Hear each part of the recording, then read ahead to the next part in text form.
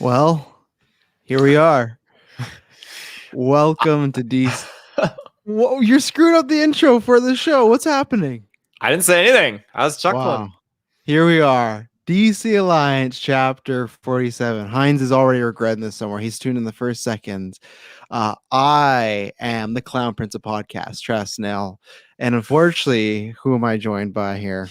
I was just going to put out, I thought something was wrong with the stream because it was like, we're at like almost 3 minutes and there's nothing happening. I was like, this is like taking a long time.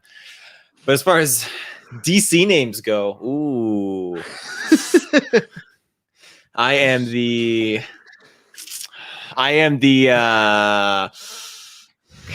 Ooh, that would be a very. No, I had one, but I was like, that it's like on point, but it's super not inappropriate, but just not appropriate. I'm gonna go with Polka Dot Man. Is it Polka Dot Man? I can't remember his name. Polka Dot Man. I'm gonna Polka Dot Man Taylor Field.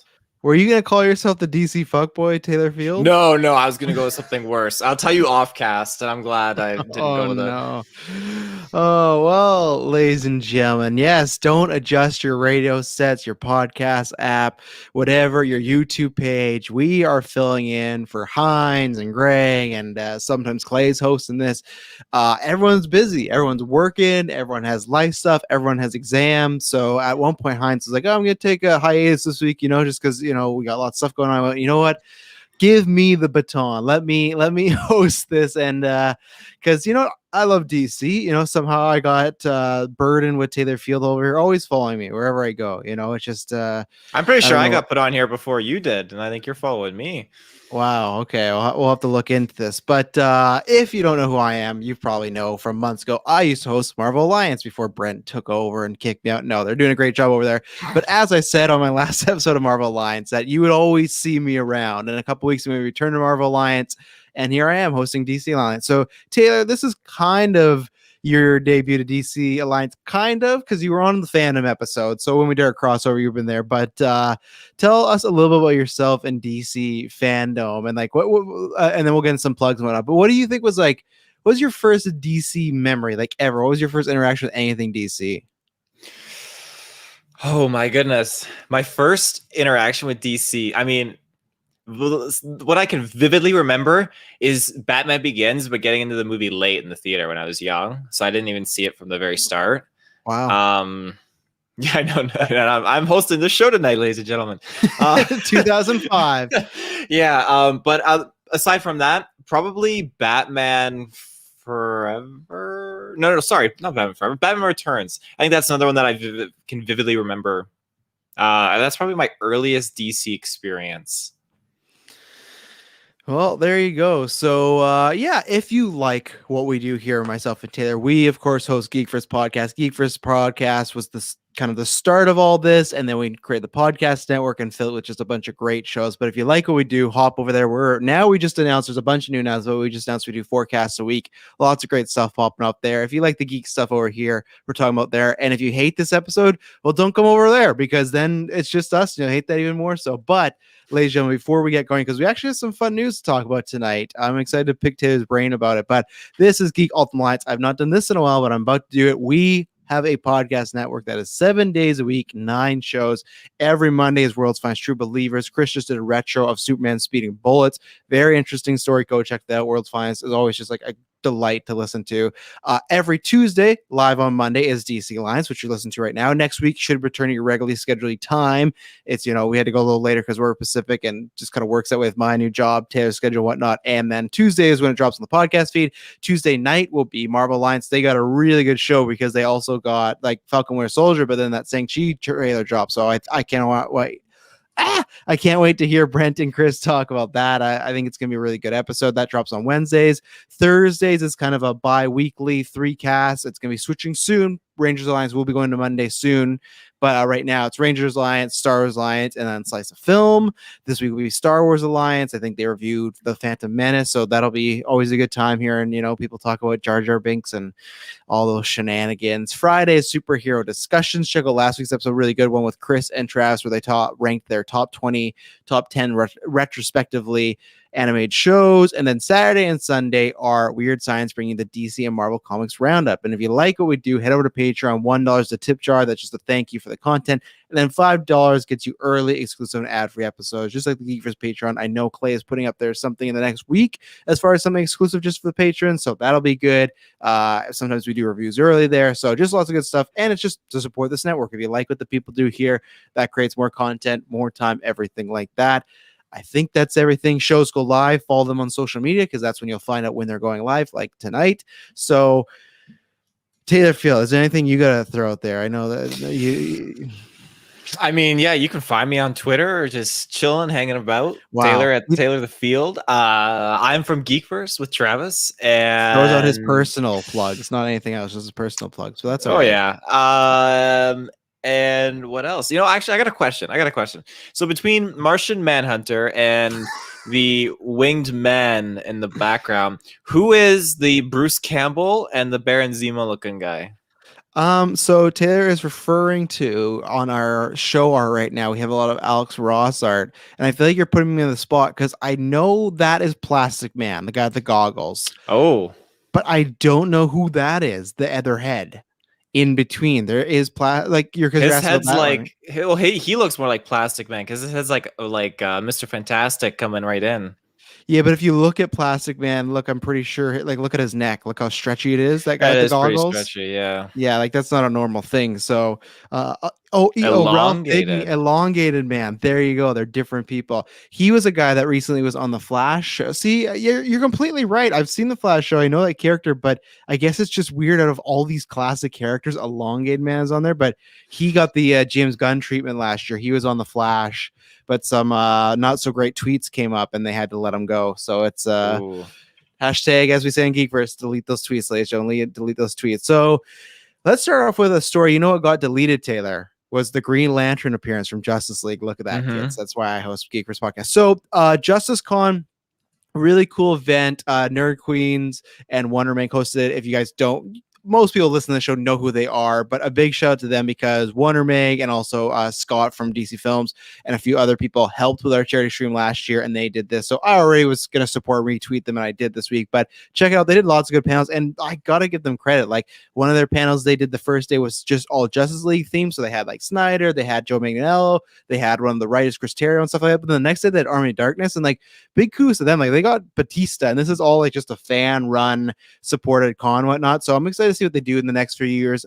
I watch a good portion of it. I don't watch everything because I like Snyder's work, but I don't love it as much as them. But I support because they're fan supported and they've supported us in the past. So really great stuff. Go check out. They just have a slew of content over there. But anyway, so they did this panel to end the night. One was Justice League spotlight, and they had Zack Snyder on, and they had Chris Terrio, who was, again, same thing, a big get for them. That guy's an Academy Award winner, and they have him on their streams. Good on them. But they were talking about a lot of stuff about BVS, everything. We're not going to bring it down there.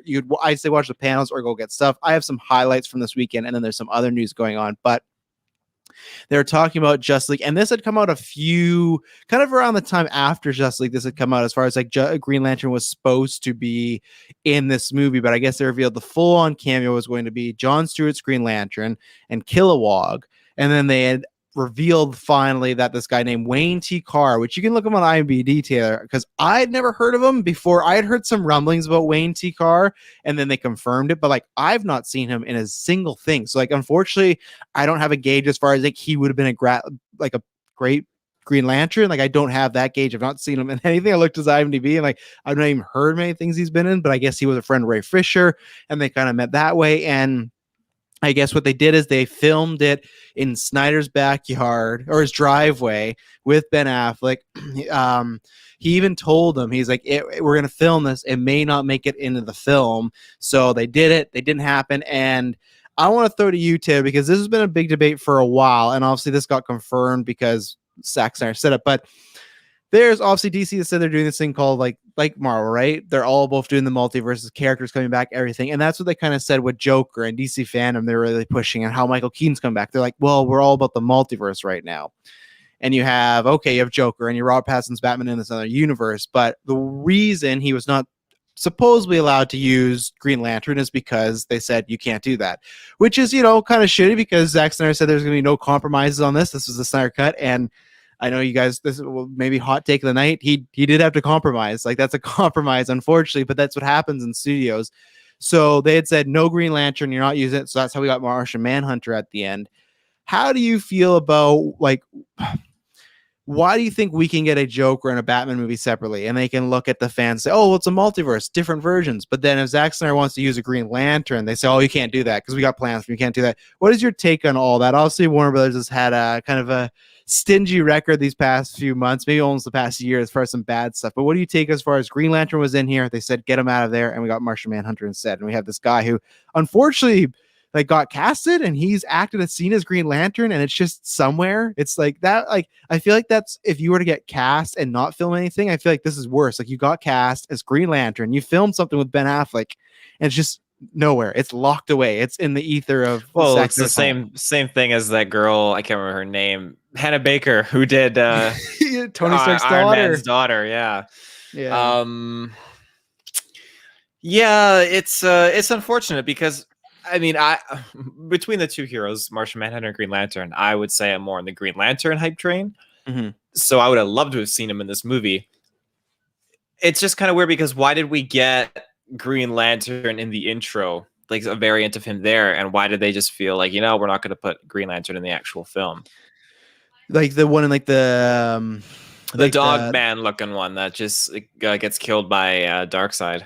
Yeah, you're talking about like the history lesson, right? When they're like, oh, this is when they invade everything. Yeah, I think because that's a Green Lantern no one knows, because supposedly, I think it's like the Flash movie, which we're going to talk about, which apparently when production was like either filming today or is about to film. That's a movie that I think was supposed to be out like 2 years ago. They've been saying for a while that they're going to be doing this Green Lantern movie with Hal Jordan and Jon Stewart, the two Green Lanterns. So I guess that's been their pitch as far as like, well, don't use one of the ones we want to use because, you know, that's too much. But I guess because that one just gets killed off right away and it's no one we really, like, the mainstream wouldn't even know. So I guess, but I think that's the reason why some people don't think their reasoning as far as, oh, multiverse doesn't really make sense, because it feels like sometimes they say that, but other times they kind of go, oh, no, we're all connected. So I don't know. Mm-hmm.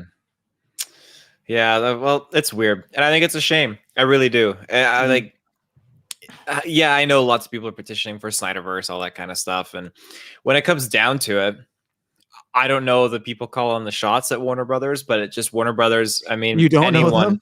I don't know them by name or personally, but I just feel like at the end of the day, their track record is not the greatest for movies currently. And now you have Zack Snyder, and Netflix has got their fishing pole out and they're reeling him in, like, honestly. So their fishing pole. Yeah. I feel like Warner Bros. Should ease off of the creative control, and this is something that affects so many storylines, especially with like video game movie adaptations, because it's creative control to its core. And these studios, I feel like they have their own straight perspective of how they want this film to go and everything like that. When you have a director who studies these characters and these script writers and storytellers that all come together and work hard to create this cohesive story that can build up this universe. I mean, look at the MCU. I mean, you have, like you said the other day, actually, as an example, you were watching, you telling Jessica this on another cast, like you were watching the movies in like a consecutive order, not by order of release, but order of like chronological. Like, yeah, chronological order. And I feel like that they all related to each other, as you said. And I feel like that's something that Warner Bros. Is really struggling to do, like with their DC films. And, you know, just let Zack Snyder, well, I guess they can't let him now. They should have let him at the time put the Green Lantern scene in the movie, because it would have opened up and segued brilliantly to the hype train going down the railroad tracks to the Green Lantern movie that they could have put out. So it's just a missed opportunity, because I'm not excited for a Martian Manhunter solo movie. I mean, I don't know what they're going to do with that, but I don't think you're getting that. I don't think that's in the plans. I guess that's the other question I want to ask you, is because it was a few weeks ago when the Snyder Cut came out, and we had talked about this on Geekverse as far as like like one of the CEOs coming out right away and be like, yeah, we're not doing anything more, anything like that. If they come to you and not even talking about the Snyders, whatnot. And let's say it's a either or. They say we're gonna make DC movies, but we want them to be connected like the MCU or connected like we were trying a few years ago with BVS, Wonder Woman, or we're gonna do Batman Joker style, where we're gonna do characters, movies, and I guess the Snyders could even be in there as far as we're getting movies that are separate stories. If you have an either or, what would, and also you could do both. I'm saying, what would you prefer from DC right now? If it would be the connected universe or just make a bunch of movies? Probably the connected universe. I'm a sucker for that kind of stuff. I really am. Like, it was super giddy in Shazam when we only got like 75% of Superman at the end. All that kind of stuff just kind of really makes me stoked. Again, when it comes to BVS, I got super excited when we got Wonder Woman thrown in there, and I like wasn't super like expecting it aside from the trailers and all that jazz. But like all that kind of stuff, I think is great because it spices it up. It makes it different. Usually, when you go to the theater, so many movies are basically this one character's journey or adventure, maybe a secondary protagonist or something like that. But like, if you can throw in another main like character from another series or something like that in there, like I love. What would be the word? Cross synergy, not cross contamination, synergy. Yeah, cross contaminate. That's definitely not the word. Let's cross contaminate these franchises. I don't think that's the word. Yeah, it's tough for me because I go back and forth as far as like Joker was great. I have that in my top 4, top 5 comic movies of all time. I think the Batman, which looks like obviously amazing, is as of right now separate to the universe. That's great. But then at the same point, I do want them to, and people will take this the wrong way, but I do want them to get their end game where I want a movie where they're facing down Darkseid or a villain, and there's just like 50 DC characters that we all know and have like a connection to. Like, I want that moment. I want that moment where they put on a movie. It's like a $2 billion movie, and people talk about how successful it is. I don't know if that's the Snyderverse, but just something like that. But I think I guess people have talked about before. Clay, Greg, Travis talked about on this show. I think I just want them to pick a vision and stick to it. Even if I disagree with it, even if they say, hey, we're just doing the solo films, then just do that. Just, not this back and forth where it's like kind of, and that's where I said this a few weeks ago in our podcast network chat, where it's just this word of multiverse is just complete bullshit. It's not what, and this is where people, again, Taylor dropped the MCU thing, but this is where the Marvel thing comes in, where they're going to start doing some multiverse stuff, right? And you have stuff like, maybe a Ralph Boner that obviously did not pay out, and that fucking sucks. But you have stuff that maybe eventually we get this Toby, Andrew, stuff like that. And we're going to talk about this with Michael Keaton as well. That is multiverse stuff. But the thing is, as of right now, MCU is not doing hey, we're doing a solo, we're making a new Iron Man that's not Robert Downey, a separate movie, right? They've said this is their connected universe. DC's trying to kind of make their cake and eat it too. And when they say multiverse, I feel like it's just a way to simmer the fans down so they don't get pissed off or they don't get riled up when they want them to. So it's like with Batman or Joker, they can be like, hey, that's just the multiverse. That's separate. But really the excuse is they just want to make another Batman movie and they didn't know what's happening with Ben Affleck. So they just want to make a Batman movie, make $1 billion. But when Green Lantern, and even then, to me, there should be a bigger problem if you are, it's not even, this is the thing that doesn't even make sense. It's not in the Snyderverse. We have The Flash, which started production today. It has Michael Keaton, and that's fine, but it has Ben Affleck. So you have 2 Batmans in there, one Batman who was the current Batman, and then you have the Batman. So they are literally making a solo Batman and then a movie with 2 other Batmans. That to me is, if you're going to worry about crossing over and about people, which I don't think is a problem, but if you're going to worry about audiences being like, hey, I'm confused, that's way more confusing than a Green Lantern being in Snyder's version for like a minute and then like a whole movie over there. It just doesn't compute. It doesn't make sense. And that's why this multiverse thing is just BS, their words. Like, Marvel, this is what I'm saying. Most of the time when they say something, they mean it just because they have a few people that are actually steering the ship, and they've been doing that for the past 10 years. DC and Warner Brothers, every 2 to 3 years, like Clay says is in the chat, they change every 2 years. They want to choose money, but they never want to invest in the top tier talent. And that's the thing. Every few years, there's a new president, there's a new this, there's a new that. And it's just, hopefully they find somebody that will run things. But I just don't understand why they even had to fight him on the Green Lantern thing. And maybe they just, like I said, felt that this would really hamper their movie, but I don't think so. I really don't think people would care if this Green Lantern was in, and even if it was recasted, it's fine. It's just very strange, you know, because to me, if that's the case, then I would question them. If I was in a boardroom, be like, okay, then why are you bringing Ben Affleck back? You have a new Batman now. Isn't that going to confuse people? And they're like, oh, well, no, it's a multiverse. It's like, okay, so I like I said, I feel bad for the actor. I don't know if we'll ever see it. I hope we get this Deadpool style with that very first teaser where one day that scene just somehow leaks onto the internet. I think that will happen at some point. If you were to guess like years, how many years do you think we'll see that scene of him and Ben Affleck together? Oh, probably. Oh God. Over and under 2 years. It won't take as long as the Snyder cut took to release. I'll tell you that much. So that was 3 years. So you think it'll be under 3 years? Yeah. Yeah, and I don't think it'll be Zack Snyder. I think it'll just be some random person like the Deadpool thing. People don't know, was it the director? Was it Ryan Reynolds? It just ended up somewhere on the internet. Then it spread. The same thing. He's not going to tweet it out or put it on Vero and be like, look at this scene I shot. But it'll be like, oh, there must have been some intern that got this scene.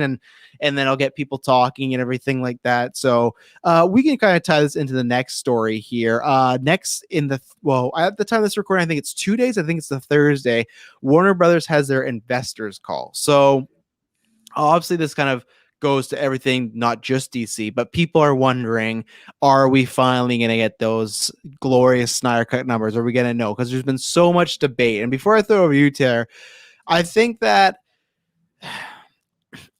people expecting the numbers are a little naive in the sense of, if you look at Disney, if you look at Netflix, they rarely release actual numbers. Look at Falcon Winter Soldier, their biggest premiere ever. How many people watch that? They're not going to tell us. They never told us. Same thing. And Netflix sometimes will be like, over 70 million people watch this show. And then it's like, how much is a watch count? Oh, if they watch 5 minutes of one episode, that's a count. It's like, I guess. So it's just like they always and that's been my problem with some people kind of bossing or like really mad that we're not getting Snyder Cut numbers from HBO. There's two things. One, people have said like, oh, well, if it's low, they should still put it out because that would prove their point. No, I don't think so, because they also don't want to have egg on their face. They don't want to be like, hey, we spent $70 million on something that didn't perform well. And then two, it's just people don't really release numbers. They don't have to. That's why I do miss box office, because you can clear cut see, okay, this was a hit. The problem is the same thing with Twitter, with this. You can inflate numbers. The same thing I always wonder, and I don't know this with Twitter analytics, but it's like when something trends, is that because a bunch of people tweet about it, or is it because one person could tweet 50 times about that and that counts for the hashtag? I think it's the latter, and it's going to be interesting. I think that I think, unfortunately, the fans need to brace themselves that as of right now, they've not talked much about Snyder Cut numbers. And the only thing they've talked about is saying, hey, we're not doing anything more. Unless there's a huge surprise and they're going to give us numbers and then there's an announcement or they're teasing something, then maybe. But I don't think so. I think they'd say that for fandom if we get it again. I think this call will be primarily about, obviously, the company in general, subscriptions, how they've grown. And I think, unfortunately, it'll be about Godzilla vs. Kong, because that was a big success for them in the theaters and as far as viewing subscriptions wise. And I think it'll be interesting because someone, I think, will ask the question. It's an investor's call, so I imagine someone will ask, hey, how the Snyder Cut do? Would you want to invest more? And they might say no. They've said no before in the past, but the Snyder Cut, that didn't end up happening. But it's tough with these third-party numbers because you have just a gamut of, I feel there's lots of people that just share the bad numbers, and there's lots of people that just share the good numbers. And I say this, like, if you're going to share third-party sources, you got to quote them all. You got to look at them all. Like with Samba TV, that was a big one that came out first, and it had them as all these really good numbers and did really well, and people shared those galore. But when Samba TV put out that only 36% of people finished it, people didn't talk about that. They didn't want to spread that. And that's the thing where it's like, you either gotta like say, no, I don't trust any of those, I want to hear from HBO Max, or you got to not trust them all, but you got to still think that's a chance. And that's been the problem with these third-party aggregators, is we've seen stats that look like it did fantastic, and then we've seen stats where it's like, it did fine. So do you think they release sort of any numbers? And obviously we're only like legitimately a month after, but how are you feeling about the future as far as like a Snyderverse going forward right now? I don't see it being very likely. Again, this kind of ties into what I was talking about earlier, where you're dealing with a company that is just too controlling over their storylines that they have, and they're not being flexible. And I mean, yeah, they succumb to the fans, and they obviously put out the Snyder Cut. But at the end of the day, it's just, it doesn't make sense. They put out so much good news that people want and excited for, but at the end of the day, it's a 50-50 kind of thing where yes, there's good stuff, but there's bad stuff. And the bad stuff is that, we're not getting more Snyderverse stuff, which I think is a huge missed opportunity because this director clearly knows and understands this universe very, very well. And I can't speak to what these CEOs at Warner Brothers sitting around their table, all these suits, head honchos are like, if they're massive comic book fans or whatnot. But I've seen it around on Twitter where they need to have a division that's segregated and focuses just on like the superhero stuff, like a Lucasfilm, MCU, like a Lucasfilm. Studios. Any boss of any company who has several different divisions or branches, who tries to just have his hands in every single one of the jars for these divisions, it doesn't work well. It doesn't at all. You need to have your Feige and your Kathleen Kennedy running the show for your different branches. It just makes it so much easier. And then they can come to you at the end of the year, say that this is their plan. Everything this was successful this past year. This is my plan for the next year. We need this amount of money. Give it to us, and we'll make you times 3 back. But no, Warner Brothers is it's kind of like what Fanboy Clay was saying in the chat there. Like, I'll make it pop up here. They don't want to invest in like the top tier talent that they have, and that's just kind of them. Again, you got to shovel out some more money and literally invest, not financially, but invest in the belief that, your Zack Snyder and your actors, they can do this, they can bring this stuff to life and make good revenue. So I'll piss off some people on the podcast now, I'll play devil's advocate for a second. So let's say those stats that are the more negative ones are true, or they're in a ballpark of being true, right? If there is that, hey, over 1 million people watched it, but only 36% finished it in like, I think it was the first 2 weeks. That's not a great stat. And I don't know, I've broken this down many times and some people get it. That's great. But some people don't, where if you believe this, more power to you. But I've never understood the, hey, I believe people are watching Snyder Cut over and over because they like it. That's fine. I'm not saying not to like it, but people that have the idea of, I'm going to just keep it playing on my TV over and over, and that's going to get me the numbers. Sure, they'll look at it as some investment, but again, I've said this before on Twitter, I've said this other places, maybe on Geekverse as well. If I buy HBO Max and I'm one person, and let's say it's $10 subscription, I watch Snyder Cut 50 times. You know how much dollars they got? They still got $10. Where if there's 3 people, if there's Hines, Field, Clay, and Greg, 4 people, right?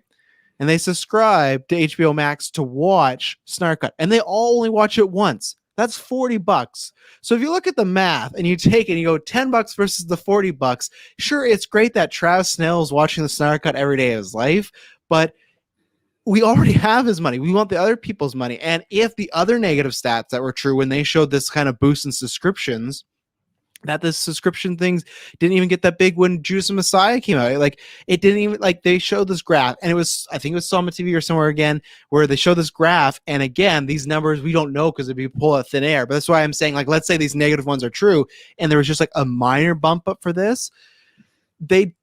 I will always still say, some people disagree, I still think if we didn't have COVID, I don't know if the Snyder Cut would have happened this year. I always think it would happen at some point, but this year they needed content, they needed to boost their streaming service, and they want to keep going. Yeah, go ahead. So to counter what you're saying, when I look at the Snyder Cut, I really don't see it as like them trying to make money, and I think that stems from Zack Snyder not getting like a penny off of it. That's not a great idea. No, they're not trying to make money. No, like they wanted to make some money, obviously, through it, but I genuinely don't feel like it was supposed to be this huge money maker of sorts or anything like that. Like, I feel like it was more or less. Again, I don't know where Warner Brothers really stands when it comes to that, because I feel like they regretfully agreed to it. Like, and I don't know. Well, it's tough because you have scoopsters out there that literally put forward of, like, you can tell which side they're on. Not side they're on, but the side that their source is on. And we've heard this mix before. There's some people in Warner Brothers that love the Snyderverse and would want to keep going. And then there's the other half where it's like they want it done. And it was kind of what you said. It's like a against their will, sort of, sure, we'll put it out there. And Clay says, then that's true. Then let's move on and legitimately make movies. Warner Brother move movies forward and backward without Snyder Cut being an issue. They don't know what they're doing with their DCIP. Well, that's 100%. There's so many movies announced that they have no idea. But I think the problem is, Clay, where it's like they're damned if they do, they're damned if they don't, because I feel like, okay, if what you're saying is true, Clay, and you want them to be clear cut, when Ann Sarnoff came out the 2 days after Snyder Cut and said, we're moving forward. Let's say they're not lying, anything like that. Let's say the numbers were bad. We're moving forward. What happened? The fan base just got an uproar. They're like, you can't move forward. We want this. Brent from Marvel Alliance, Fans of Wars, has pointed this out, that it did start as, hey, we just want him to finish his movie, to, hey, we want 2 more movies from him. I'm a part of that camp. I like the Snyder Cut. I want more, but I'm also somebody, if I don't get more, I'm not going to tweet the hashtag every week. I'm going to be like, oh, this sucks, but there's a lot of movies I didn't get, I'm still waiting for a proper Mummy 3 with Brendan Fraser and Rachel Weisz. I never got that, but here we are. I'm waiting for Scorpion King 2 with The Rock. Didn't get that either. But sometimes it just happens. So I want to ask you this. Do you feel fans would be disappointed if they continued this universe in a comic book or animated route? Because I feel like the movies, let's say all those more negative stats are true, and it did fine, but not worth investing a lot more money with, or the controversy. Because I also don't care if people say, like you're saying, about money and whatnot. I don't care what people say. I think the fact still, years ago when BVS didn't break $1 billion, that really shook them. It's crazy that there's like 3 Transformer movies that have made $1 billion. Captain Marvel, yes, with the help of the MCU, but Captain Marvel made $1 billion. BVS didn't. So there's all these other signs for why some people, Warner Brothers, might be like, hey, I don't want to move forward with the Snyder Cut stuff. The Joker made $1 billion. Aquaman made $1 billion. Like, we don't need his stuff. So let's say they go, okay, we're moving forward. Do you think it's better, one, to just completely cut off and not do anything? Or would you think people would be fine with comics or an animated movie? I think it's smart because there's an audience there, but do you think people would be kind of let down if they say, we're doing this, but it's animated or a comic book, whatever it may be? I think you're gonna have people that are let down. Again, I feel like most of the comic book fans, everything like that, they'll love it. I mean, because they're not missing anything, and I mean that's great for the general population out there. Though, like myself, I'm probably not going to go and read Justice League 2 on Snyder's version in a comic book form, and probably not even as likely to watch it as an animated film. I'm not particularly an animated film kind of guy. I mean, it definitely depends on what it is. This guy still doesn't watch Invincible. Come on now. Oh yeah, I haven't watched Invincible. But I mean, that being said, there's a market for it, and I don't know. Let me read what Clay's saying here. There's a fraction that will buy the comic, another fraction will watch the animated movie. Not everyone in the fandom will do both or just one. Yeah, that totally makes sense. So I feel like for Warner Brothers to continue off and do that, and just, again, like you said, Travis, abandon the whole Snyder thing because his movie didn't make that much money for them when Transformers did and Captain Marvel did and all that jazz. It still made lots of money. I think they just... I know some people always say you couldn't compare it to Marvel. I still think Batman versus Superman in its sleep should have made $1 billion. I always will go, the fact that I am in that camp where the fact that it didn't, it doesn't matter. We've seen some really shitty movies make $1 billion, and I still like BVS.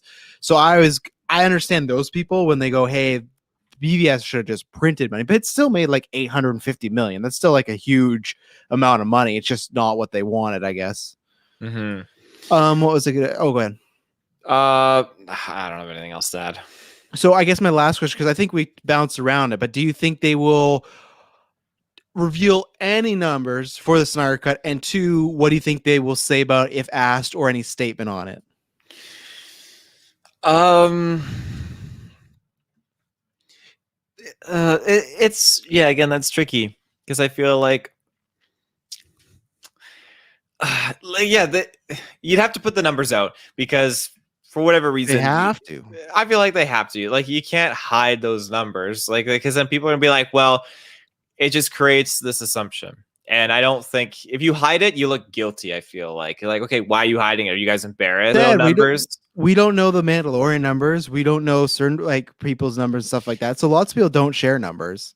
No, but they do share what is like number one right now, stuff like that. Yeah. And we never even got that with the Snyder cut, really. I don't remember seeing any ads like the number one movie on HBO Max. It's like, Well, we're because what releasing if it. this is what I hate to tell people, but what if it never was? Like that joke in Infinity War, like when who says, "Oh, Star-Lord," was like, "It's Footloose still the greatest movie of all time," and Peter It goes, never was. "It never was," and that's why I wondered, like, was it like never? Because that was always my thing. Like, I know people won, but how many people? And that's where it's like, what if there's not that actual stat to share? I'm not saying they could be lying. I'm not saying it could have been done great, and they're like just because they hate Zack Snyder or hate that universe, they're like, we're not sharing crap. But that's why I'm just saying all-time devil's advocate. If it wasn't that, what stats is there to show? They're like, yeah, it was the fourth movie on HBO Max. Like, you don't show that off. You don't say like, look at this movie we spent $70 million on an ad campaign. Like, oh, it did fine for us, like unless they really want to bury him 6 feet under, I guess. But I don't know. Mm-hmm.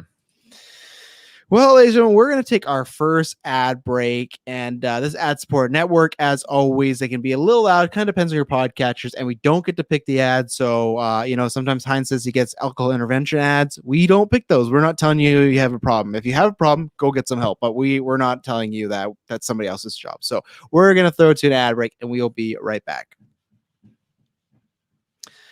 And we are back. Just to follow up on the last topic, Clay says they'll dodge a question just like they did the article after the film, like Disney did on Investors Call for Premier Access. Yeah, they'll give some sort of, I think they'll just say, oh yeah, we're really happy we can release Zack's Vision, and we're happy it's part of HBO family, and that's it. I legitimately feel it'll just be clear cut like that. Tony says, feel like with how big and important the Snyder cut is, they should put the numbers out. I agree, but I feel like there is a point if it didn't do well, they don't want to do that. And then if it did do well and they don't want to do more Snyderverse, they'll say, I just don't think we'll get anything concrete. They'll mention it, maybe like, oh, we've had great films these past few months, and they'll throw it in there. And DC films will not be lucrative until DC Studios is established. Yes and no, because like Joker and Aquaman made $1 billion and there's no DC studio, right? And I know that's just a few examples, but like look at Wonder Woman, the very first one. That movie did huge domestically. So those you could say are exceptions to the rule, but you had the Dark Knight series, stuff like that. So I think there's enough. I think I do want a DC studios like everyone else, but I think they just need some clear-cut leadership and a plan, and then that will help. But and they just gotta make movies that are, I don't want to say good, I don't want to say that, but just I guess it's tough to say movies that speak to everyone because that's a hard thing to do. But speaking to everyone and anybody, so the Flash, I think I forgot to tell you this, so you should quickly go look. Have you seen the new logo for the Flash that started today? Mm-hmm. Okay, so you saw that. What are you thinking about that? You like it? I like it. Yeah, like it's flashy, no pun intended. It's got some style, and I mean, I feel like there's a good graphic designer could take anything and just like revitalize it. And I feel like that's a designer's job is, take something old and make it fresh, make it feel new. And I feel like, looking at this logo, it felt new. It felt vibrant. It felt like this is going to be a cool piece of work that we're going to see. So yeah. Yeah, and then a few notes because we're transitioning our story about Ray Fisher here, but a few notes. So it started production today. They announced Benjamin Wallfish is going to be doing the score, which I am just over the moon happy about. Wallfish is one of my favorite composers right now. I've always said for the past, like, I think since that's where I really fell in love with him, but he's done a lot of great other ones too. I always said, like, man, I want him to score the next Batman. We have Michael Giacchino. The score sounds great, so I'm happy with it, but still I thought, oh, he'd be great. So the fact that he's scoring this movie, and he'll probably get to score some scenes with Ben Affleck and Michael Keaton, that's very exciting to me. So like, I'm not getting my full wish of him doing a Batman movie, but he's going to be dabbling in the Batman world or universe, so I cannot wait to see what Wallfish has. He's just, go listen to him if you like scores and whatnot. Just like the It stuff alone is just, some of the best stuff ever. So they did that, and then officially today, Michael Keaton's agent came out and said that yes, he is a part of this movie, The Flash. So we have that confirmed. Yeah, confirmed, because a few weeks ago he was saying like he wasn't sure about it, stuff like that.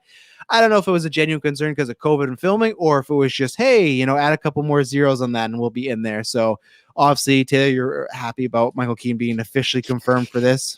I am very happy. It just, again, this is that interconnectedness that we get to connect those other two films with this franchise, which I love. Again, it's like our Spider-Man 1 and 2 connected to Spider-Man No Way Home. Like, I love when these studios finally stand up, click out of their freaking game face, and just think, Why don't we just do game pace? Why don't we do something wacky and crazy, something that the fans actually really want, and give us that combined universe? It's just, it blows my mind that we're going to see Michael Keaton back as old man Bruce Wayne. Like, that's awesome.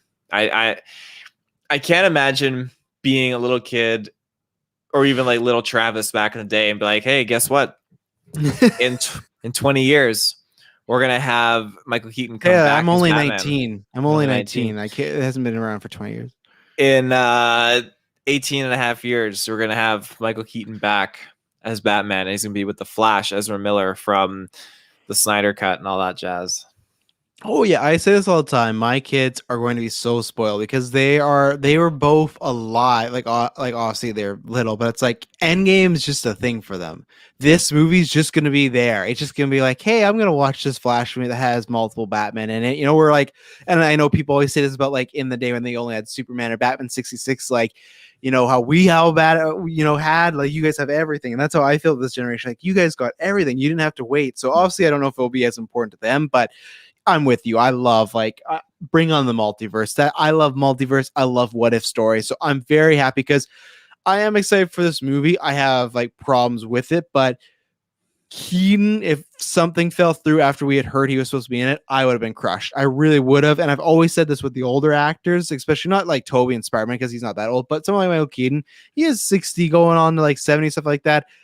You got to do it now because you never know what will happen. You know, like I just watched Civil War tonight and look at like I still can't, when I watch and I see Chadwick Boseman, I still honestly can't compute that he's not here anymore. You know, like it still doesn't feel real. And it's like that's a guy that was young in his 40s. So it's like we may never get a chance again to have him on screen. And I've always said this is Fantastic Way, and I hope we get more. I've said this before that much like other people, I hope we get Batman Beyond, or I hope he does spin off to his own thing. I'm not sure, but also, another part of this panel is Ray Fisher had a spotlight, and he said that, you know, he's kind of, you know, they're talking about the Flash, and obviously he's bummed that he's not in it, but that was part of his choice. And we've talked about this before in Geekverse, and they've talked about here as far as his problems with Walter Hamada and whatnot. And he's kind of been lately throwing out the, I guess, line as far as like if there's an apology or Walter Hamada would to kind of own up to some stuff that he would consider coming into the Flash.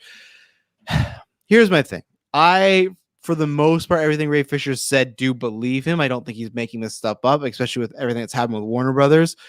I just think there's two things as far as one, I think these guys that have done some of these things to him, it's so far gone that they're just going to play the game. They're not going to be like, I got to apologize now. And two, I would love it to happen. I really like Ray Fisher. I liked Ray Fisher in both, like the Joss Whedon cut and the Justice League cut of like the Snyder cut. Like, I just think Ray Fisher is a good actor, and I liked him as Cyborg. He was better in the Snyder cut one because he had a lot more stuff. But I think if production is starting today for the Flash, I think the likelihood that they make up before this movie ends is very, very small and few and far in between. Like, this would have to be like ninth hour sort of stuff. And I just don't think the brass at Warner Brothers, the people that are, he's the ones calling out an apology, I just don't think they're going to do that. I just think that would them admitting they're wrong. That would them having to kind of have an egg on their face.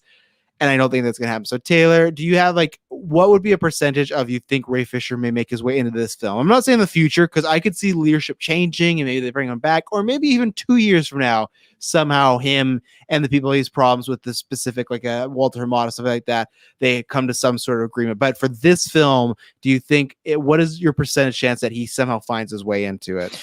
I think it's high. I feel like if it's you high. Can, well, I feel like he could, if you have him in, he's not done with DC. As far as I feel like he did come back, and he chose to do that extended scene in the Snyder cut, right? So I feel like, yeah, but that's different because that's Zack's, right? So it's like he said he'd do anything for Zack. This is something different. This is true, the guy, but I mean, if let's say hypothetically, then if Warner Brothers is like, okay, Zack, like we're gonna let you kind of we want you to continue doing your film, and then Zack's like, okay, sorry, why am I drawing a blank? I can't remember the chap's name all of a sudden. Ray Fisher? Ray Fisher, thank you. Just drew a blank there. Zack's name. Yeah, Zack's like, okay, Ray, I need you to be in this Flash movie because Warner Brothers gave me the green light. I'm going to do a Green Lantern movie and do all this stuff. Zack has a lot of power you just gave him. Well, you said he'd do anything for Zack. So can I ask you though? Because you said in the last story, you're like, I don't see the Snyder cut happening. But in this version, you're like, oh yeah, I could see him come back because if Zack Snyder asked him this is a hard hypothetical situation. Okay. So you're give me like I'm saying just this Flash film though, because they're filming production now. Like I said, a lot of stuff would have to change for him to get in here. What is your percentage that we'll see Ray Fisher in this Flash movie? I'm going 5%. I'm going low. I'll Price is Right you and go 6%. Wow. Okay, makes up those rules. So yeah, well, I just don't know. Like, do you see the guy, because Walter Hamada is producing the Flash movie? Do you see, because what Ray Fisher's one of his points is like, hey, I'd come back, but I need this guy to apologize to not only me, but some of the people that, that were in the Justice League investigation. Do you see someone as far as that ilk, the brass of Warner Brothers, making some public statement and apologizing? Do you see that in the future?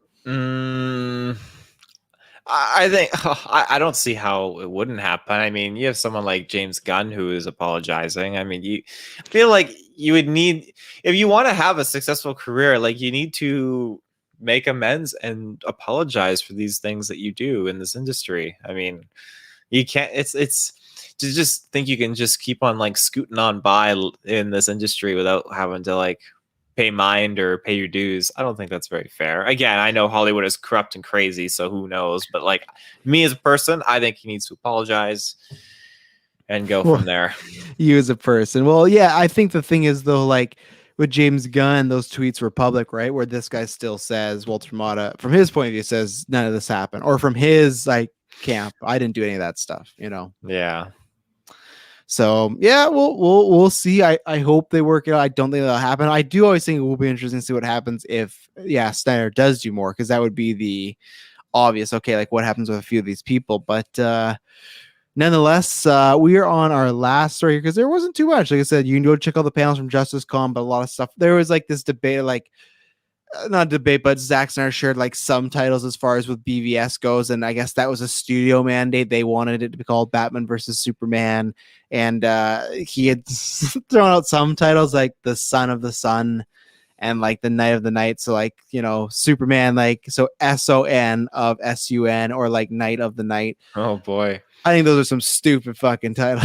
I don't care what you say. Like, maybe there's a better one, but I just saw. I was like, I'm not with you on that one. But go check out on Geek First. We talk about the Army of the Dead thing, and I'm very excited for that. That trailer was great, and a big shout out to Scott from DC Films, because he did such a great job with the panel, him with Tim, and good job.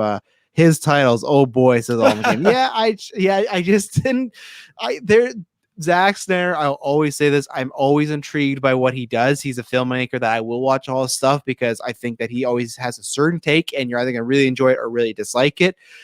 And that's all been my history with him. And that's why with BVS that I feel the way I feel. There's some stuff I love in BVS, and there's some stuff I feel like this is bad. And not on the bad of like, oh, Batman killed it. It's just like, this doesn't make any sense. Like, what are we doing here? And like, Son of the Sun and Night of the Night, like that's not marketable. You can't you can't do here's the sequel to Man of Steel, Son of the Sun. And I just like maybe a chapter in a story, but I don't know about that. But what I do know is we're going to take our last ad break, and then we're going to do our final story here. So the other person, like I was saying earlier, they had Batista on their panel here for Justice Con, and they were talking about DC and potential stuff in the future. And he had kind of joked around. He said joking away, but he was serious about that. He talked about the two DC roles he would like to play as Lobo. There you go, Chris. I shout out. And Bane. So Lobo is like a space cowboy. He's a bounty hunter. He kind of has like a very gnarly kind of badass personality. He's comedic and things like that. And then you have Bane. So Taylor, do you think we will ever see Batista as Bane? Because this kind of started like a little campaign as far as like Batista as Bane. Do you think we'll ever see that? And was that something you'd want to see? Like, if he's going to be in DC, is that a character that would fit? Or did you see that and went, I don't know about that? Well, I could see it. Yeah. I mean, picturing it now, I could very well see it. I mean, it'd either be him or John Cena, but John Cena's already taken, so. Wait a second. You think John Cena could play Bane? Oh, yeah, he could. Totally. We got to get this man some comics. We got to get him some anime things. So you, who is a better actor in your opinion, Batista or John Cena? Batista. Do you think John Cena and Batista are like close in quality? Well, I think they're different in different levels, but I mean, like, as far as I see Bane, seeing Bane in the Nolan trilogy was very much like the most I had ever. I oh my god. Clay says, Taylor, get off this podcast. Is Taylor high? We did tell you there's going to be some hot takes, but I was not prepared for this. Like, John Cena as Bane. This is one that people are going to remember you forever now. John Cena. But like, we don't have to worry about it because he's not ever going to be Bane. But it's still just such a take. Because it's just like, I feel like we've talked about this. Like, he's the worst thing in Bumblebee. I don't know how he's going to pull off the Fast and Furious villain role. So the fact that you want to be like, we're excited for him in Suicide Squad, though. But he's very comedic in that. He's talking about eating dicks in that. You know, like where Batista, we've seen him be a serious actor. Tony Walton says, Tony Waltgater says, I would love to see Cena's Bane as an SNL skit. This is great. Oh man, I cannot wait to share this episode tomorrow and have the hashtag Cena for Bane. But like, are you picking John Cena just because he's muscular, or do you think he would actually do a good Bane? Like, think about go ahead. I have a second question. When I think about Bane, again, like I was saying with the Nolan trilogy, that is like the most that's your touch point for it. Yeah, well, I mean, I wouldn't say touch point. Like, that's growing up and seeing Bane. My only experience with Bane was the one from Batman Forever, where Batman Robin. Was it Batman Robin? Oh, Batman Robin. Okay, yeah, he's like Bane or whatever he says. And I mean, that's why that's again, you don't see John Cena's face. He just wears the mask and he's just saying like, I don't know, like Cena. Why would he be saying Cena? I'm just joking. I'm just joking. Movie? Oh, so you're saying that he should be playing the Batman and Robin version? He'd be like a full-on goon version, like henchman style. But I know, obviously, now in retrospect, that Bane is more, I guess, like that leadership role, gangster kind of chap from the Nolan series. Could you see the Dark Knight Rises and replace that actor with John Cena? Like replace Tom Hardy with John Cena? That would be something else. All in the game said Batista was interesting in Bond and Blade Runner. Cena couldn't pull off those roles. He's too goofy. 100%. And that's my worry. So in Bumblebee, he was that way, where I thought he was not fitting in this. And then that's my worry about Fast 9. I think he is perfect for this Peacemaker role. I think he's perfect for like Trainwreck. He needs to do action comedy, that sort of style. And people were talking about this because the Army of the Dead trailer came out, and there was like, I think, a trending tweet where people were like, are we ready to talk about Batista being a better actor than The Rock? And like I said, like spoilers, like Batista's always been a better actor than The Rock. He's been a better actor than The Rock. He's been a better actor than John Cena, way better than Hulk Hogan. Like The Rock can do one thing and he does it really well. Now he's very talented and he can do a few other flex muscles, not in like an actual muscle way, but just as far as acting.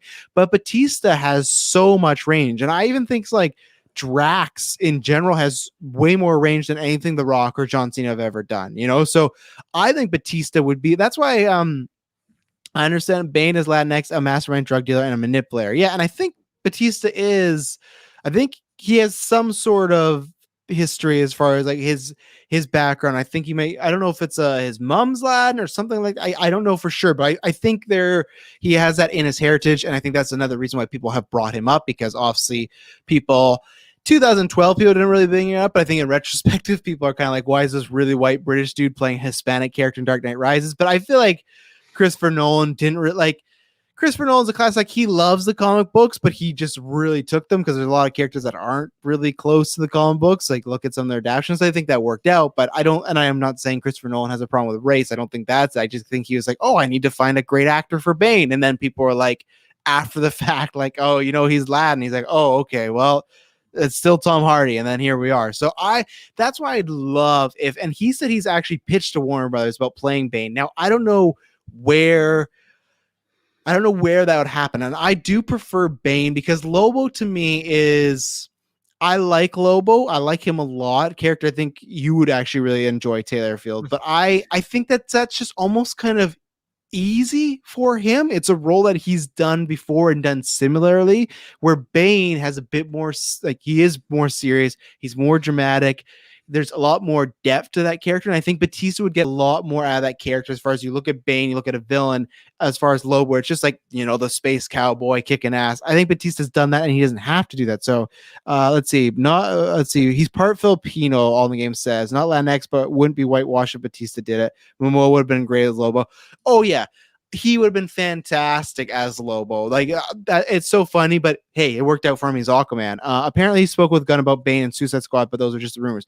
I was wondering, because, and this is what I was going to ask you next, Taylor, like, where could you see Bane if this were to happen? But there were rumors around the time of Suicide Squad, and remember this. This is when James Gunn was fired from Marvel. And do you remember back in the day how much Batista popped off on Disney? Mm-hmm. Like, if you want to talk about people being mad about Gina Carano being fired, the fact that Batista made it through all of that and he's still playing Drax the Destroyer after, like, he would be calling, like, he called Disney, like, Nazi sympathizers, all this stuff. Like, he went off on them. So, like, it's so funny. Like, in the Give Me What I Want promos, like, all that stuff. Like, that was such a glorious time. Like, any day Batista's going to tweet something out and it's going to be wild. But so the timeline was James Gunn gets called, obviously goes to Warner Brothers, going to make Suicide Squad great, and there was rumors about Batista being in it, so it almost looked like, oh, they're all jumping ship, everything like that. And I think Batista has shared this, if not a source says that he was offered a role in Suicide Squad, but he apparently did pick Army of the Dead over this. He did pick, like, because that just kind of spoke to him a bit more. So I'm very excited for Army of the Dead. But there were rumors at that time that he was in Suicide Squad and he was probably playing Peacemaker. And that was kind of the narrative was, oh, when he couldn't do it, he dropped out. They got John Cena as a replacement.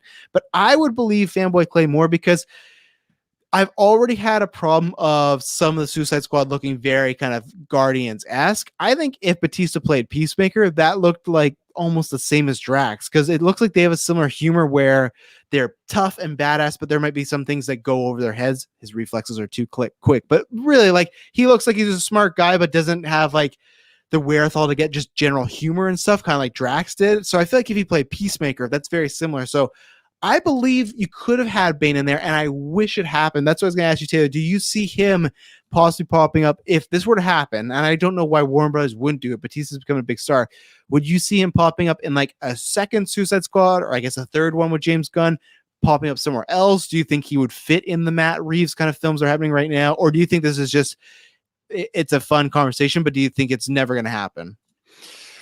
I genuinely feel like Dave Batista is like a one superhero like kind of guy. I feel like this is a villain. That's a catch. Well, I mean, right? Sorry, like I think he would. Sorry, let me rephrase that. I feel like he's a one superhero franchise kind of type of person. I don't necessarily see him going along. He wants to play Bane, though. He wants to play. Does he want to? Well, I guess you do have the James Gunn.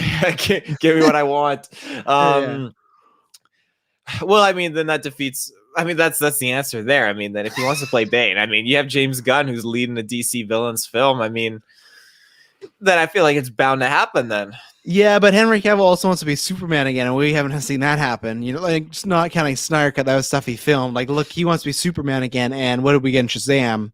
You know, a cut off Superman head. So just because someone wants something, I'll say the same Ray Fisher thing as you. What is your percentage? And I'll say ever. What is your percentage we ever see Dave Batista play Bane? Do you feel like we're at the end of Suicide Squad then we're gonna get like Bane walking in with no head like shot of him, just his body, and we wouldn't even know it's Batista because like we didn't even cast. No, I don't think he's in the movie. I think that is set up for maybe down the line as far as if James Gunn does more, because I think he's gonna do Guardians and then he'll be done over at Marvel and then we'll see what he does. But I don't know. Let's see. All in Game says I would love Batista to play Bane in the Matt Reeves Batman sequel, and that's where it's tough because I'll get your percentage in a second, Taylor. But I think we've talked about this before, but I just want to reaffirm with you. Do you think Matt Reeves' Batman can get into the fantastical, hey, here's a guy with Venom that can get really big, or is it going to stay put? I know we saw that with Tom Hardy and his Bane, but I feel like that'd almost be copying if you do like another Bane who's just like a very powerful dude. Like I think his movies are going to be very grounded. I know people talk about Mr. Freeze and all this. I don't think so. I think we're just sticking with the street level villains in Matt Reeves' film. I could be wrong, but yeah, I agree with you. I don't. It does depend. Like, again, just the aesthetic that we've gotten. It does feel like it's going to be a grounded kind of journey with those characters. So if they get a little wacky, it would have to be. I wouldn't know until I see the movie. If they have little sprinkles of Easter eggs or kind of tidbits of information that kind of showcase that, okay, yeah, we can get a little bit like out of control where we have a villain that's just pumped full of venom who's going super jacked and crazy and everything like that, running cartels and drugs, all that kind of stuff, then sure, then by all means. But it all depends how they write it into the story. I don't want them to just toss it in there and it not fit, because so far to me it wouldn't fit. Because yeah, if they were to do it, I would envision him to be very different from the Tom Hardy version and very different from the previous versions, because again, the Riddler that we're getting is full on Jigsaw. So yeah. Well, and I've always said this too before, that I'm always down for take things in the comic world and adapt them as realistic as possible. That's why I do really love the Nolan ones, because they took Bane and they try to make him as realistic as possible. He has the mask because he needs a breathing apparatus. He's just a big dude.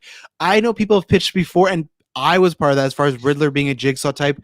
Perfect. Other people have pitched that just make Bane, who like you don't ditch the Venom stuff. I would like to see it, but ditch the Venom stuff. He's just a big dude who's very powerful, and he's like a mob boss, because that's where Bane is. Like, he's very smart, he's very cunning, like Clay's ramp, he's a manipulator. So I don't think I need a Bane that like I like. And even then, like, okay, can we be honest? Look at the Arkham Asylum games. Like, look how big Bane gets. You cannot do that character unless he's CGI. And I think there's a weird thing where, look at Deadpool 2 when they did Juggernaut. I liked that he was CGI, but it was still weird having like this big dude of all skin CGI. It works with the Hulk. It works with King Shark because they're like animated cartoony characters. But if you have a dude, just a regular dude with like a luchador mask, and his muscles are the size of a car, it's gonna look silly. It's not gonna look good. So I would rather them take the approach of, hey, let's make this as realistic as possible. They try to do that, and I think Raimi did that really well in the Spider-Man movies, like Doc Ock, Sandman, stuff like that. You mean Bane in Batman and Robin wasn't a realistic version of Bane, of Tony Walton said, a version of Bane. So, and this is the thing, if that movie, I think it kind of works. The only reason it works is because that movie's fucking crazy. Like, that movie makes no sense whatsoever. So if they were to, I've always said this too, and maybe this wouldn't be my future one day, but I've always said this, that if they really commit, DC, to the multiverse, what if they should do a continuation of Batman 66. Now, I know Adam West is gone, but do a more comedic Batman, do a Lego Batman, and that's where you could get the Bane that's just huge and as a building. But in the real world, I don't see it. But Tony Walton also said earlier, as far as he could see Bane either in Birds of Prey sequel or Nightwing, and not a Batman film because of Dark Knight Rising. I think you're living in a fantasy world that I want to live in, as far as getting that Birds of Prey sequel, because man, I would love it. But that movie unfortunately just bombed, and I want that so bad. It's my favorite DCU movie. I thought about it. I still have it a smidge over the Snyder cut, but I really like the Snyder cut. That's my number 2 DCU film. And as far as Nightwing, that's a film that talk about DC films that got announced. That got announced. Oh, when did Lego Batman come out? 2016, 17? I think 17. 2017. Let's see. Chat, tell us, because whenever Lego Batman was coming out, he directed that, and then he came out and said, "Oh, this guy's directing Nightwing." I was like, "Awesome!" Nightwing's my third favorite character next after Batman and Catwoman as far as DC heroes. Let's do a solo venture. Great. I feel like we're missing some stuff. I still want to see the kind of spin-off of that. 2017. There you go. So I was so excited. So it's been 4 years since that movie's been announced? That movie's definitely not happening. I would love a Nightwing movie, and Bane would be perfect. And yeah, all in the game said Reeves could make it work. He's that good. I agree, because look at Rise of the Planet of the Apes. That franchise, like, it's a crazy, like, weird world where apes are running amok, but it feels realistic, right? It feels in the real world. So I do trust him. I still think you could make a Mr. Freeze work. I just think that people would have to understand that you may get Mr. Freeze, but he's going to be a very, like, realistic version. Like, it's going to be very toned down. He's not going to be looking blue and shiny. And the same thing as Bane. Like, you might even get a Bane without the mask. Maybe he has face tattoos or something like that, which could go wrong because we saw Damaged and that didn't happen. So what my other question was, because we talked about him being Matt Reeves. So what is the percentage we could see this ever happening? Do you think this is something that, like people have thrown out some options? So you think this could happen, or you are over under 50%? I won't get you a specific, but that over under 50%. I'll say over. Okay. I don't know, because I'll say under for now, but ask me after James Gunn's Suicide Squad, because maybe that goes. You know what? Actually, ask me after Guardians of the Galaxy Volume 3, because let's see if he dies in Guardian of the Galaxy Volume 3, and then his schedule's really wide open. Tony Walton said, "I can see a reference in Bane's movie for a sequel. Can you see the Court of Owls or someone new in a sequel? Once people see Matt Reeves' first film, they understand it's much more grounded universe. That's all in the game." That's tough because I know Hines, who's been hosting the show from the very beginning, he's been shouting out the Court of Owls. And Taylor, you probably don't know them, but I think when we do comic book versions, I know them from the Arkham games. Okay, they're in there a little bit, yeah, and they're going to be in the what's that game called? What's the next one called? Arkham Knights. They're the main villains of that. So if people don't know, you listen to DC Alliance, so you should. But they are like this group that Scott Snyder, no relation to Zack Snyder, my favorite probably writer. I don't want to say of all time, but of this generation, he did New 52 with Batman, and the whole storyline was there's a secret society, almost like a cult, but like they can bring people back from the dead, they freeze bodies, they use DNA, all this sort of stuff. One of them is maybe Bruce's brother. They're just like this secret organization that's been living in Gotham for years. So it's kind of like, well, all Batman's been on these adventures, there's been the secret group watching or maybe in the background, and it's just phenomenal. If you've never read any of them, you need to read them if you're a Batman fan. And Hines has shouted that out. I just think for me, I find Bane more realistic than the Court of Owls. Now, if you say we're going to do Court of Owls, but it's just a mob or cult like people hiding in Gotham City, that I understand. If it's, hey, oh my God, cryogenically freeze people and make clones of them, and this has the DNA of Robin. No, I don't see that stuff. I could see, certain things. People like see like the Riddler card and it has an owl on it. So maybe, but again, I think it has to be a really realistic adaptation. And same thing for you, Taylor. You don't know that much about Court of Owls, but do you see Matt Reeves being able to tackle something like that, or do you think that's too outworldly for what he's setting up? As far as right now, just like it's a crime murder mystery as far as the Batman goes. I don't see it outer worldly at all or anything like that. Like I feel like I feel like that fits totally into the universe. Tony Walton Taylor, read Batman New 52 Volume 1 and 2. Forget recording for the next day or so. Just read those volumes. No. We're gonna wait, Tony. We're gonna, because we do comic version, so we'll get Kirkland on that and we'll read that all together. So we have to record that and read that. We will, because that's such a great storyline. But so you think there's a potential path to it? Oh, I think there 100% is. Again, it hasn't been explored in the films yet, and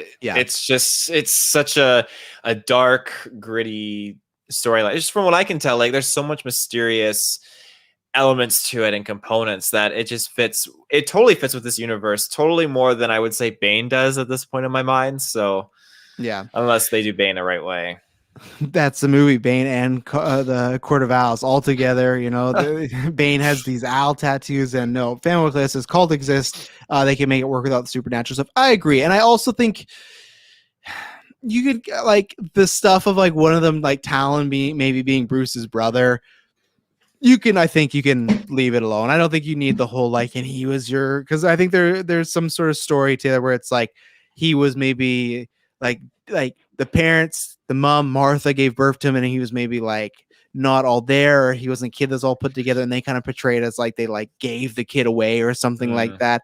I don't really need any of that. I think that's the weakest point of the story. I think that's just a classic comic book trope where the bad guy has to be like your brother, your mother, your sister, something like that. So I think you could leave that behind, but I'd be down for Court of Owls. And it's almost like Miles Morales, where like he got really popular in comic books, he got a video game, animated movie.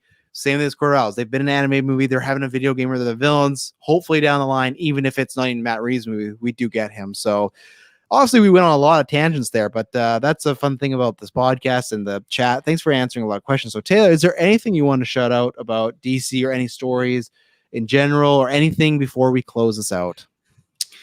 I don't think I have. Like, for your sake, I hope they bring back Michelle Pfeiffer. Oh yeah. I've always said this, that I think if this Michael Keaton thing is just a one and done, you have to bring her back. But if this is to potentially set up him appearing more or Batman Beyond, you save that card. Because for the Flash, you can go Michael Keaton. And then when Batman Beyond happens, or a Batman movie with Michael Keaton, and people go, oh, like I saw Keen already. What do I need to see more? That's when you bring in Michelle Pfeiffer and you show, oh, look who we got, and people get excited.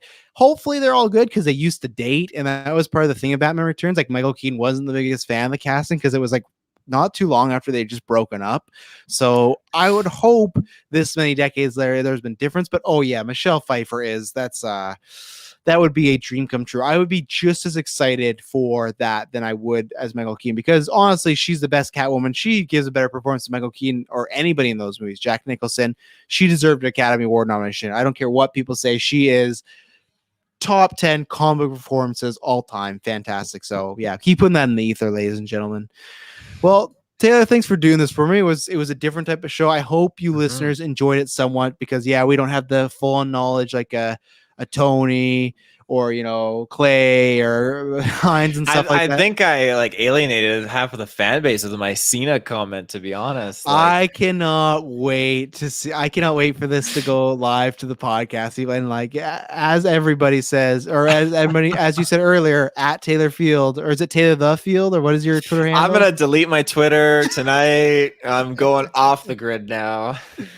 All in the game says Anne Hathaway was surprisingly good. She was good. I just wanted a little bit more in that movie. I think the whole subplot of Bruce and Talia being a couple should have been cut, and they should have just replaced a lot of those with Selena scenes. That movie was just kind of messy, which I love that movie, but yeah, but no, I hope you fans had a fun time. Like I said, we're not as knowledgeable as some of the previous hosts on here, but we do like these things. We have a passion for these things. And we thought, hey, we'll come in here and have a fun time. And I think we did that. And I think just for the John Cena's Bane alone, that was worth the price of admission right there. So can't wait until Taylor co-hosts Marvel Alliance. He's never co-hosted, but he has been on when the Toby news broke. So maybe one day for Marvel Alliance. I was on there for wasn't it the X-Men Dark Phoenix? You've actually been on there twice. You did the Dark Phoenix commentary track because you'd never seen that, and then you were on when the Toby news broke. But I think he maybe means like it's you and someone else. I don't know what would be more interesting, if it'd be you and Chris or you and Brent. I don't know what would be. Oh, I mean, I feel like me and Brent would hit it off. I feel like that'd be great. But I feel like me and Chris, I think Chris, like, again, like with his line of work, he probably see me as like a special character, and we're just kind of like, you're like, okay, Taylor, okay. He's very understanding. He works with students all the time. He has to understand. And All in the Game says it's 420. No wonder Taylor's off his mind. Definitely not for us yet. It's like pre 420. Taylor's pre-game, and that's why. But no, thanks to everybody in the chat. You guys have made it tons of fun. It's always a good time. I need to see Taylor on Ranger Alliance, some hot takes on old school Power Rangers. Taylor, have you ever watched Power Rangers? I think probably a little bit, but okay, just a tiny, like little bit. Like my knowledge is definitely not on par with many of yous out there in the Rangerverse, but I mean, yeah, heck, yeah, I'll put my resume out to all over the Geek Ultimate Alliance. I'll do on all these shows. I think, Clay, what you should make happen is, obviously this is probably years down the line. I'm not sure when you're doing the movies, but I think whenever you get the Power Rangers Turbo, that is the movie that Taylor has to guest on, because Taylor is notorious for he loves almost every movie. Not loves, but he really likes movies. I think he's only failed like 5 movies on the podcast. We've been doing this for almost 6 years, and even then he's always like, it's like a 4.9 or something. But like Power Rangers Turbo, because I think that's one he wouldn't have to know too much about, and it's a wild movie. And there's people have been talking about there's like a turbo cutter and things. So yeah, we'll see. And I would even be on that, because that was a movie that I've not seen in years, but I loved. I love that Power Rangers game we play on the stream. And I forgot to shout out at the very beginning of the stream that if you want to, we're not doing like a big one, but this Saturday we are in a tournament for Rocket League for Extra Life, and if we win some more money towards charity, and we're doing a stream where we watch long, everything like that. So it's gonna be tons of fun. Please support and retweet, because it just gets eyes on BC Children's Hospital. People may do it's not our yearly one, but if we win some money, it goes towards that later on. So Taylor, you just said ooh. What did you ooh about? I was looking up the poster for Power Rangers Turbo. They got some cars in there, Let's. I thought you were saying ooh when you saw the villain, like the sexy villain lady, because she's just some like glasses going on. It's more like the body, like she's full on like 90s, like tight this cape and stuff. Tony says it's a bit underrated. I've not seen it in ages. I've seen Power Rangers, like the original one with Ivan Ooze and stuff, a lot more recent. But like that one, I remember having a VHS and watching a lot of it. I love Power Rangers. Hashtag who is, I think I always forget that, Clay, but who is the Phantom Ranger? Bring him back. Bring him a movie. I need to know his identity. I've been on that cliffhanger for years since I was a kid, and they didn't do it. Come on now. So we'll try to actually end the show. Thank you to everyone that tuned in. This was tons of fun. Taylor, I'll give you the last word because you seem like you got some information there. I have some information. Well, you're like, you're making these sounds. Oh no! So I'm just gonna confirm this is the villain here. Well, yeah, that's a full-on '90s look. That's something. So okay, well, yeah, there you go. And that's why I'll watch the video version. So, ladies and gentlemen, like I said, it should be back to regularly scheduled time and regularly scheduled host. We thank you for just, because at the end of the day, it was either us or no host. So you know what? We hope we were a good enough replacement for you. And as I say on other shows, we promise you whenever you hear from us next or DC next week, it'll not be boring. Thank you very much for tuning in. Bye-bye.